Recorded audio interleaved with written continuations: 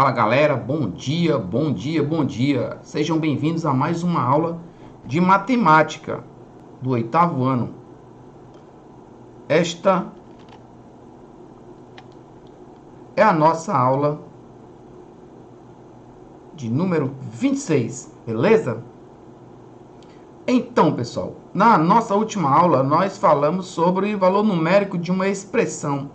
Agora nós vamos falar sobre monômio ou termo algébrico. O que é o termo algébrico de uma expressão, tá? O termo algébrico é apenas uma parcela de uma expressão numérica. Como assim, professor? Bem simples, pessoal. Se nós temos a expressão 2x mais 3y ao quadrado mais 16, nós temos uma expressão numérica com 1, 2, 3 termos. Esse primeiro termo é um termo algébrico, nós vamos chamar de monômio. Esse segundo é outro termo algébrico que nós temos outro monômio. Beleza? E o 16, sem as letrinhas, nós vamos chamar também de monômio. O monômio recebe esse outro nome também. Monômio ou termo algébrico. Na nossa última aula, nós estávamos começando a falar sobre os monômios, beleza? Bem no finalzinho da nossa aula. E agora nós vamos dar continuidade, dando só uma revisada no que nós falamos na última aula. O que nós temos aqui? Uma situação envolvendo o termo algébrico, beleza? Então diz assim, esta figura representa um retângulo, cujas medidas dos lados são expressas por x e y. Então, o que nós temos aqui no retângulo? Nós temos uma base, e esta base é representada pela variável x, tá? Esta base é representada pela variável x, e nós temos uma altura.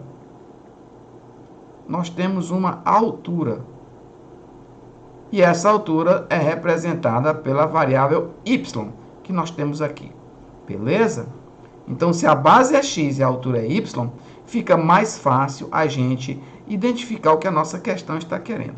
O que a nossa questão está querendo é, na letra A diz, qual é a expressão algébrica que representa a área do retângulo? O que nós sabemos sobre área?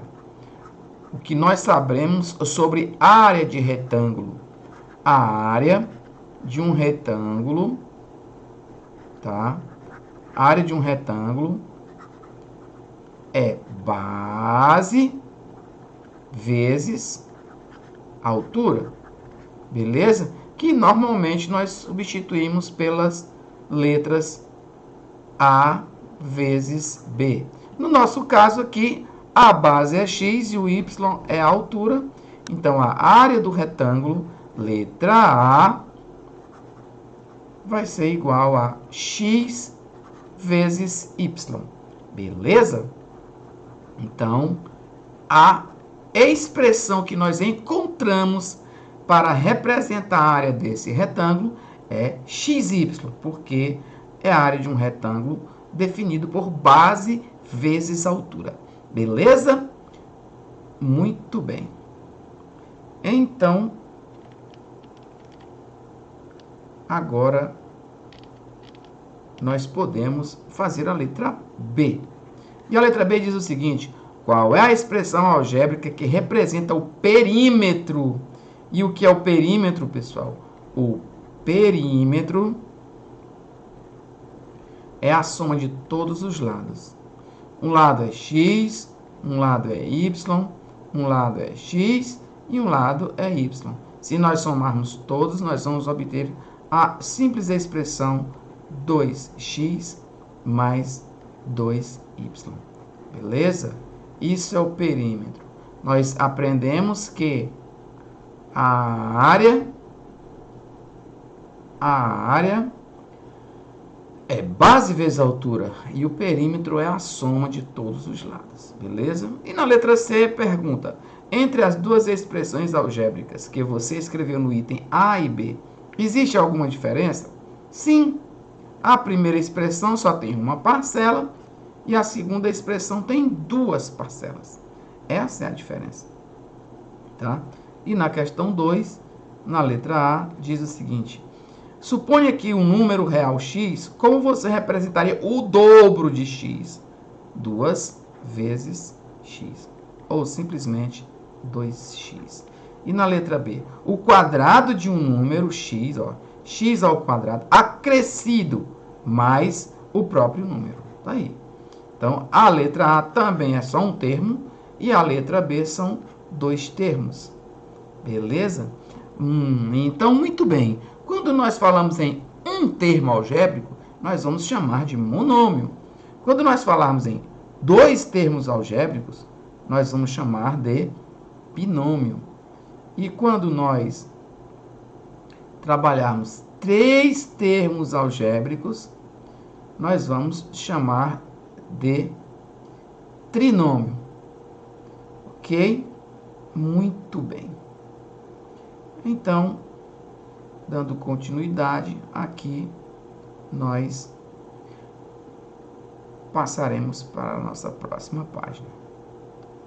Então, aqui nós vamos falar da definição do termo algébrico. Então, acompanhe comigo. Diz assim: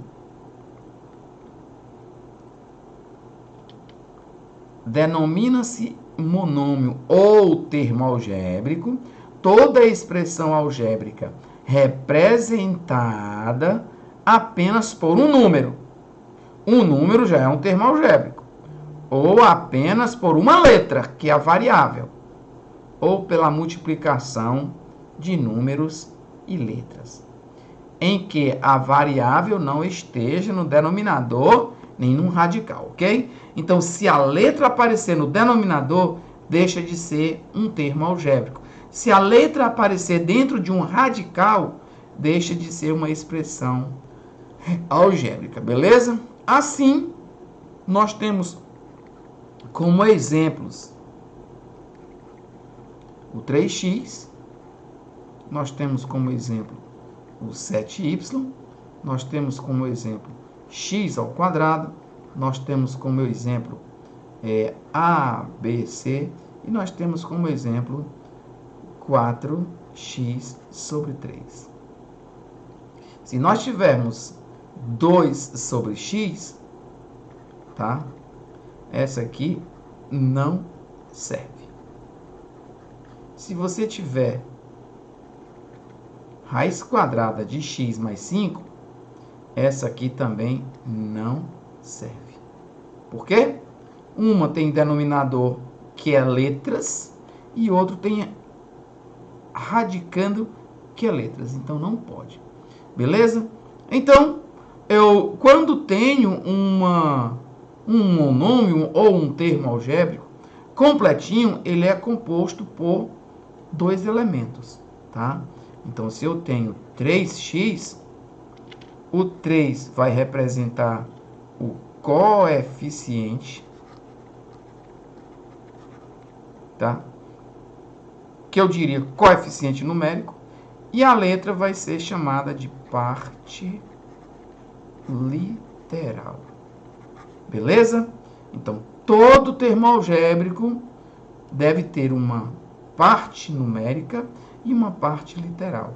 Olha só o que acontece nesse exemplo. O exemplo menos 10 A3B2. Menos 10 A3B2. O nosso menos 10 é a parte, ou o coeficiente. E o A3B2 vai representar o quê? a parte literal. Então fica muito fácil, pessoal, de identificarmos os elementos de um monômio ou os elementos de um termo algébrico. A parte que representa os números e a parte que representa as letras. Não podemos esquecer que a parte que representa os números é denominado coeficiente numérico e a parte que representa as variáveis chamamos de parte literal. Beleza? Muito bem. Com base nisso, nós podemos fazer algumas atividades. Beleza? Muito bem. Agora, nós temos o seguinte. Mariana vende carrinhos em miniatura ao preço de X reais cada carrinho. Qual é o monômio que representa o preço de 9 carrinhos? Então, o preço de um carrinho é X reais e ela vai vender 9, então vai ser 9 vezes o preço de um carrinho, ou simplesmente 9x. Essa é a representação do monômio que corresponde a essa situação. Beleza? Muito bem. Vamos para a questão 2. A questão 2 diz o seguinte: em uma rodovia, o preço de um dos pedágios é R$ 9,20. Se nesse pedágio passarem X carros em um determinado dia, qual é o monômio que representa a arrecadação? Então, vai ser 9,2 vezes X. Ou, simplesmente, 9,2x. Essa é a representação do termo algébrico para essa situação. Beleza? Muito bem. E passamos agora para essa questãozinha. Identifique quais dessas expressões a seguir são monômios. Então, pessoal, agora vale lembrar o que o professor falou anteriormente. Quando é que existe um monômio numa determinada expressão, tá? Ela é representada só por letras ou só por números. Então, aqui, x2 é monômio? Sim. Representado só por letras. Porque x2 é x vezes x. É só letra, beleza? E menos 10 é só número. É monômio? Sim. Na letra C é monômio? Não. Por que não é monômio, professor? Está aqui o x, está aqui o 2y. Porque aqui é uma expressão com dois monômios. No caso, ele deveria receber o nome de binômio, tá? Então, mais que uma parcela numa expressão, deixa de ser monômio. E na letra D, é monômio? Ah, na letra D nós temos números e letras. É monômio? Sim. Letra E. A letra E, nós consideramos o mesmo caso da letra C. Tem duas parcelas. Não é monômio. É um binômio. Letra F. É monômio? Sim. Apesar do coeficiente numérico ser uma fração, isso não impede, tá? Pois o denominador não é variável. Lembra como nós falamos no slide anterior? Que se tiver uma letrinha no denominador, não é monômio. Opa! Letra G é monômio ou não? Letra G não é monômio, porque o meu denominador é uma variável e não pode. Letra H é representado só por uma letra. É monômio, sim. Letra I, não, professor, não é, porque tem letras no denominador. Se só uma já não valeria, quanto mais duas. E a letra J, é monômio ou não é? Não é monômio. Por quê? Porque, por definição, não pode haver variável dentro de um radical. Não pode haver variável no denominador. Então, essas, pessoal, são as duas restrições que eliminam a possibilidade de uma expressão ser um monômio. Beleza? Muito bem. Agora que eu identifiquei, eu posso passar para a questão seguinte. Na questão seguinte diz assim: o volume de um cubo é dado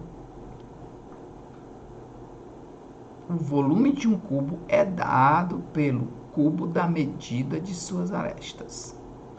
O que significa o cubo da medida de suas arestas? Porque num cubo todas as arestas são iguais e o cubo é a terceira. Então a pergunta é: qual é o monômio que expressa o volume da figura? Então tentem imaginar aqui comigo, na simplicidade, pessoal. Se um cubinho desse, um cubo, tem volume A vezes A vezes A, ou A terceira, a figura total tem quantos cubos? Tem 4 em cima e com certeza 4 embaixo. Vai dar um total de 8 cubinhos. Beleza? Então, 8 vezes A terceira. O volume do cubo vai ser, na base, nós temos 2A. Na da frente, nós temos 2A. E na altura, nós temos também 2A. Então, o que acontece? O volume do cubo vai ser 2 vezes 2 vezes 2 vezes A vezes A vezes A. Para finalizar, o volume do cubo, 2 vezes 2, 4. 4 vezes 2, 8. A vezes A vezes A, você repete a base e soma os expoentes.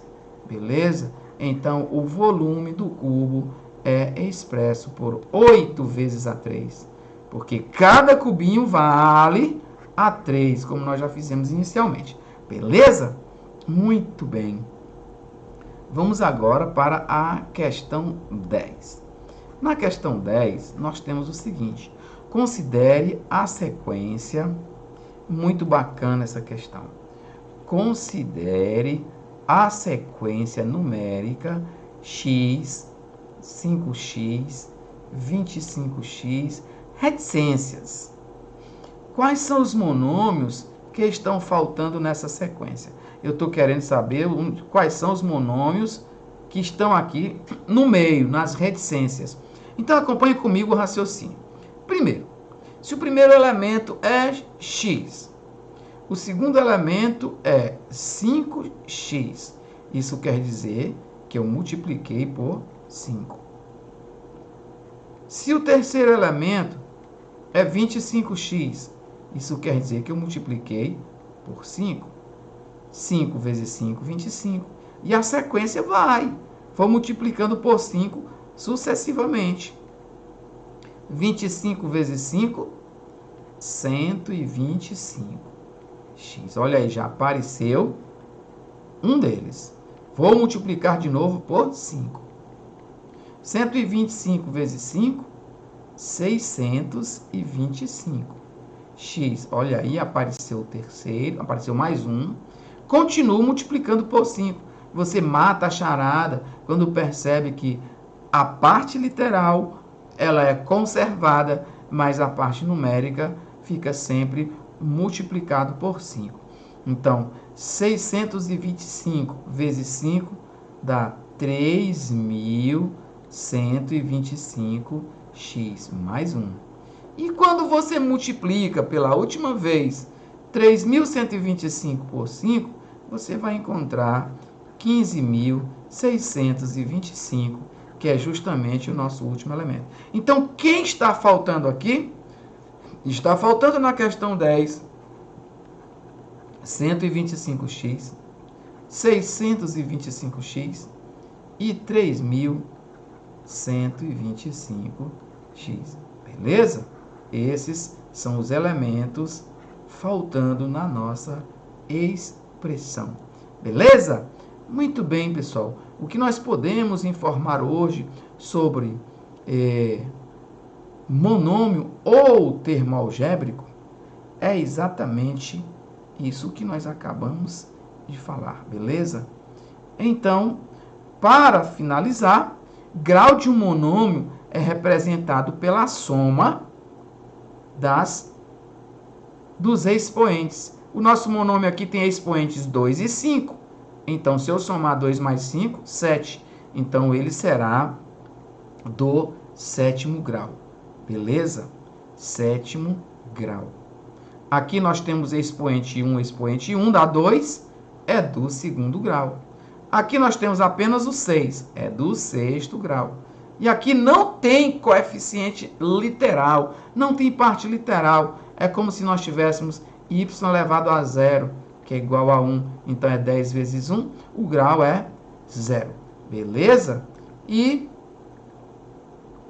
mais uma vez, vamos falar sobre monômios semelhantes. O que nós podemos dizer sobre monômios semelhantes? Os monômios semelhantes são aqueles que possuem a mesma parte literal. Olha só, pessoal. x2y, nós temos aqui e nós temos aqui. x3, x3, x3, não importa o coeficiente numérico. A única coisa que nós precisamos entender é que quando dois ou mais monômios apresentam a mesma parte literal, eles são denominados monômios semelhantes ou termos semelhantes. Beleza? Muito bem. E nós temos aí os demais exemplos. Pessoal, tudo que nós poderíamos falar sobre os monômios na nossa aula, acabamos de falar. Então, encerraremos a nossa aula e continuaremos o nosso trabalho na próxima, beleza? Então, pessoal, muito obrigado pela participação, muito obrigado pela audiência e a gente se vê na próxima aula, beleza? Valeu!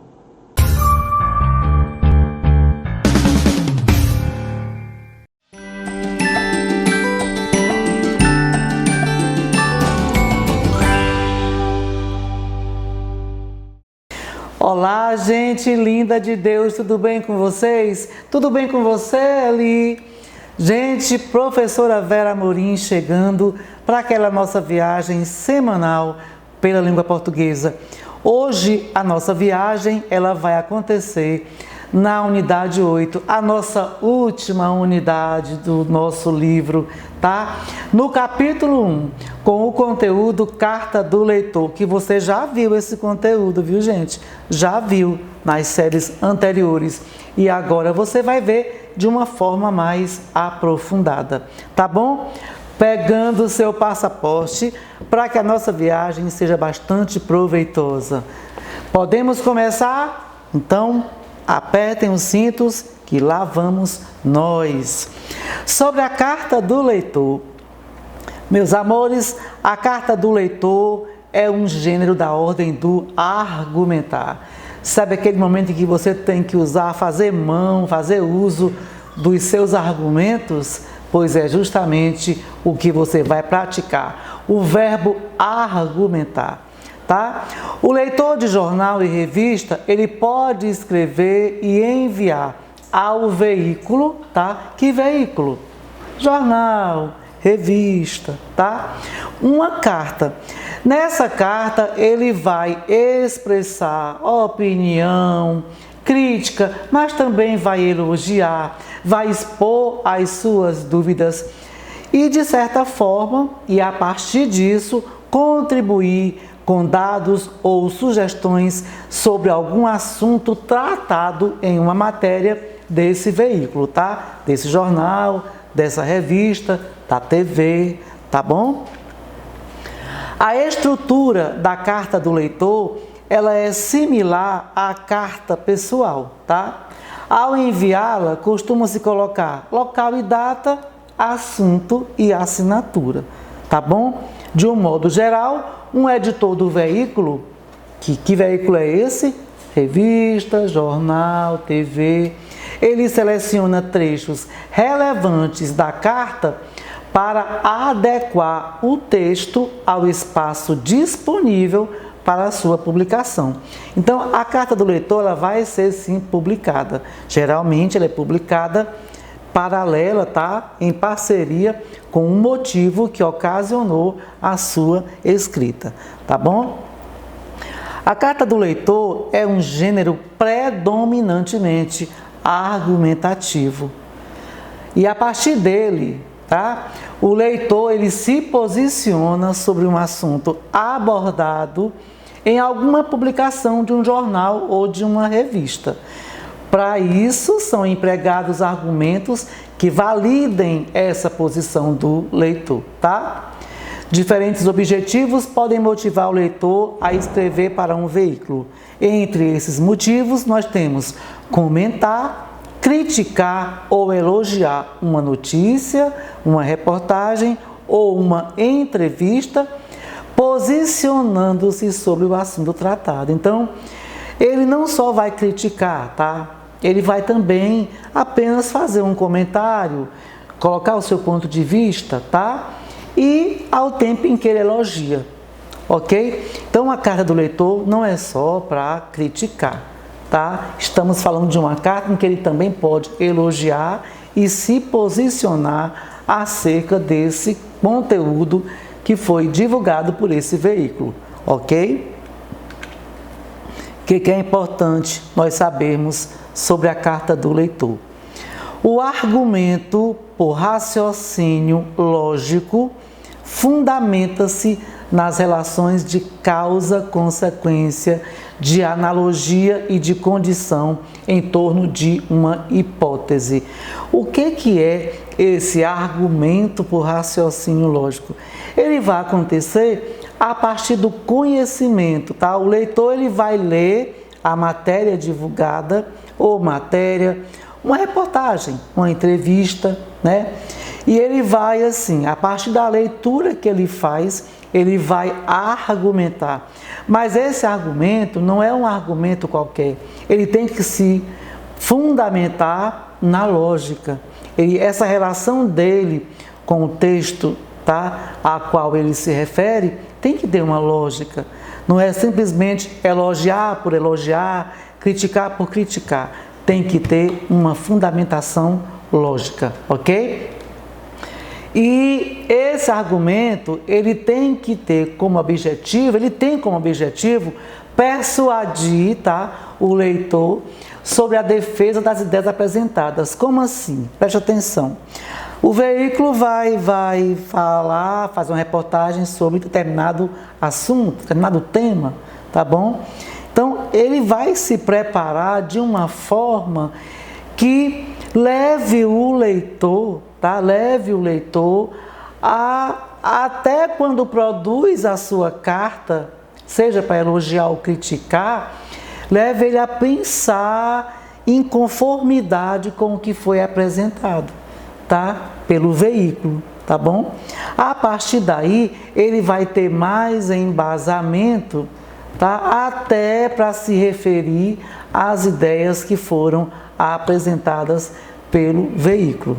Ok, meus amores? Essas ideias, sejam em reportagens, sejam em uma matéria, uma notícia, simplesmente, ou uma entrevista. Na carta do leitor, além desse argumento, pode haver outras estratégias argumentativas, tá? Como assim? Por exemplo, argumentos de autoridade, de competência linguística, de exemplificação e ainda o contra-argumento. O leitor vai escrever uma carta referindo-se a algo que foi lhe colocado pelo veículo, né? Ele pode ir atrás, por exemplo, a temática versa sobre meio ambiente.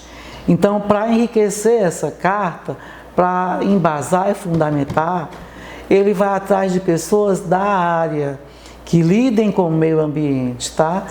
Que possam, de repente, colocar dentro dessa carta uma fala sua, né? Para isso usado como estratégia, tá bom?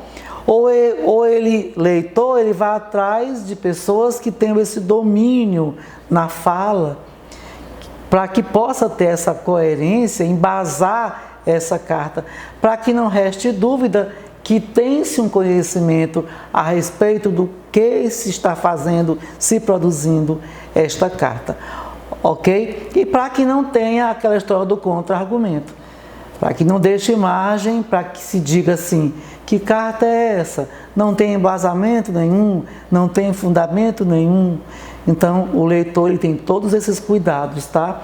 Ele tem que fazer uso, né? Lançar mão dessas estratégias argumentativas, ok? Para você internalizar, a professora Vera mais uma vez não colocou a página, mas está no nosso livro, duas situações aqui, ó.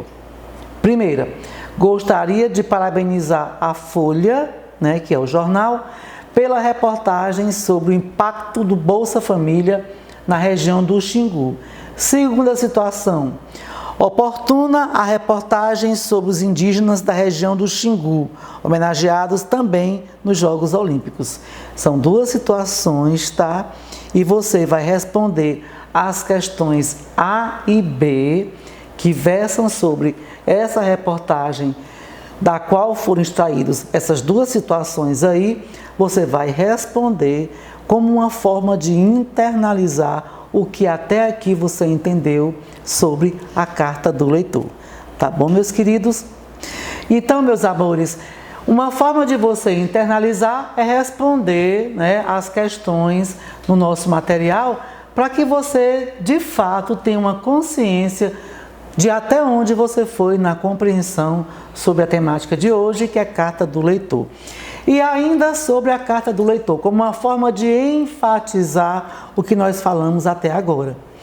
Por ser um gênero predominantemente argumentativo, a linguagem da carta do leitor, ela visa contribuir para a realização dos objetivos do autor, tá? De quem a escreveu. Assim, ela pode ser utilizada para valorizar o discurso e, dependendo do objetivo a que se propõe, ela pode ainda contra-argumentar, desqualificando o discurso do oponente. Nesse caso aqui, o oponente vai ser o veículo, tá? Da reportagem, da notícia ou da entrevista. Ela pode também gerar uma grande identificação do leitor com o ponto de vista defendido pelo autor. E isso vai estar condicionado às estratégias argumentativas usadas. Então, se você for escrever uma carta do leitor, você tem que colocar assim, focar nas estratégias argumentativas que já mencionamos no slide anterior. Ok? Bora de leitura? Gente, página 250, tá? Você vai ter aí a reportagem e em seguida você vai ter o painel do leitor, que é o momento onde você vai ter esse contato com a carta do leitor, tá? A reportagem é Bolsa Família altera a rotina de indígenas na região do Xingu. Então, a matéria que foi feita aí, e você vai, em seguida, encontrar o painel do leitor, que faz parte do texto, onde estão as cartas de leitor, tá? Leitores comentam o impacto do Bolsa Família para indígenas, tá bom? Você lê, aí você vai ter uma noção, né, na prática mesmo, do que nós vimos hoje, que foi a carta do leitor. E para você, né, ficar mais ainda, reforçar mais ainda o seu entendimento, nas páginas 251, 252 e 253, nós vamos ter atividades relacionadas ao conteúdo de hoje, carta do leitor. A gente vai responder, tá? Quero combinar com você para que você internalize de modo positivo tudo que nós falamos hoje e o que você leu e pode ter visto já com o seu professor, tá bom? Não esqueça também de continuar, a gente desde o começo que falamos sobre isso, né? E nós como alunos do 8º ano, estamos mais do que nunca sabendo que a leitura ela é essencial. Quanto mais você lê, mais você internaliza os conhecimentos. Então, de olho nos boxes, anote aí nas páginas 251, 252 e 253. Aquele momento em que você vai fazer uma releitura de todo o conteúdo visto e vai internalizar. Estou ficando por aqui com a certeza de que semana que vem nós voltaremos a nos encontrar para mais uma viagem pela língua portuguesa. Só lembrando, a pandemia não acabou, portanto, meus amores, que todos os cuidados permaneçam, tá bom? Cada um fazendo a sua parte, juntos com Deus, vamos vencer esta pandemia. Fiquem com Deus, até a semana que vem. Tchau!